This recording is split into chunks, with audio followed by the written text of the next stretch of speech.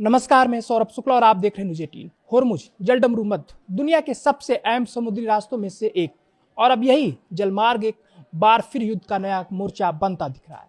Abu Dhabi की सरकारी तेल कंपनी ADNOC के एक पोत पर मिसाइल हमला हुआ है। दावा है कि हमला होर्मुज जलडमरू मध्य से गुजरते वक्त किया गया। यूएई के विदेश मंत्रालय ने सीधे तौर पर कहा है कि ईरान ने वाणिज्यिक जहाजों को निशाना बनाते हुए मिसाइल दागी।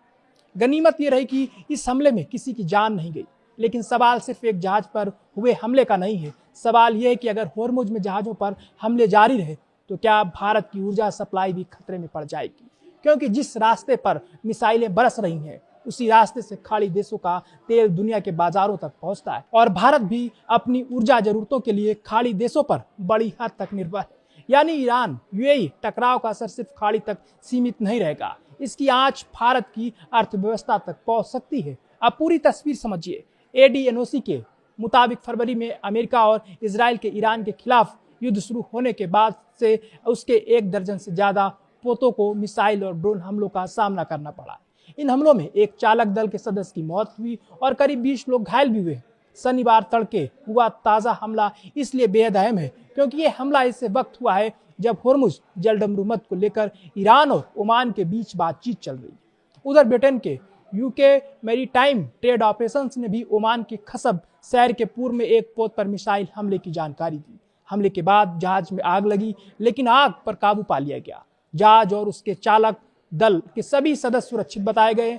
हालांकि अभी ये पूरी तरह साफ नहीं है कि ब्रिटिश समुद्री केंद्र जिस हमले की बात कर रहा है वही हमला ADNOC के पोत पर हुआ था या दोनों अलग अलग घटनाएं हैं। लेकिन असली खतरा इससे कहीं बड़ा है।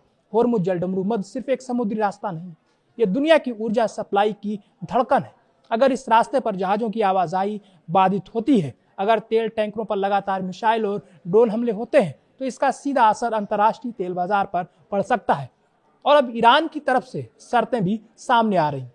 ईरान के IRGC का कहना है कि होर्मुज को दोबारा खोलने के लिए अमेरिका को ईरान की सभी शर्तें माननी होगी।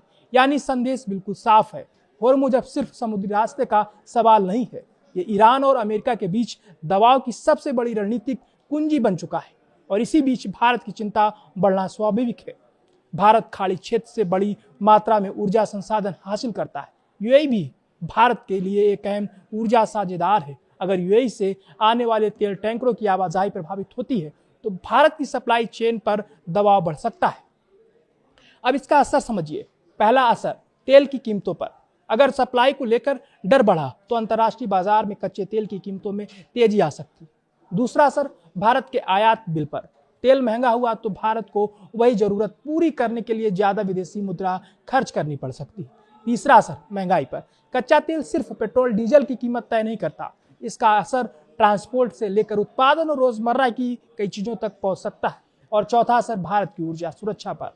यानी होर्मुज में अगर तनाव और बढ़ता है तो इसका असर नक्शे पर हजारों किलोमीटर दूर बैठे भारत पर भी दिखाई दे सकता है। फिलहाल सबसे बड़ा सवाल यही है, क्या होर्मुज जलडमरू मध्य फिर खुलेगा?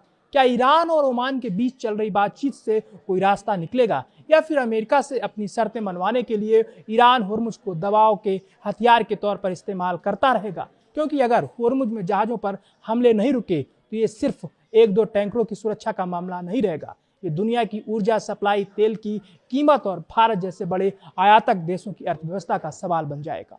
और सबसे बड़ा संदेश यही है, होर्मुज में दागी गई एक मिसाइल की गूंज सिर्फ खाड़ी में नहीं सुनाई देगी, उसका असर भारत के पेट्रोल पंप से लेकर आपकी जेब तक पहुंच सकता है।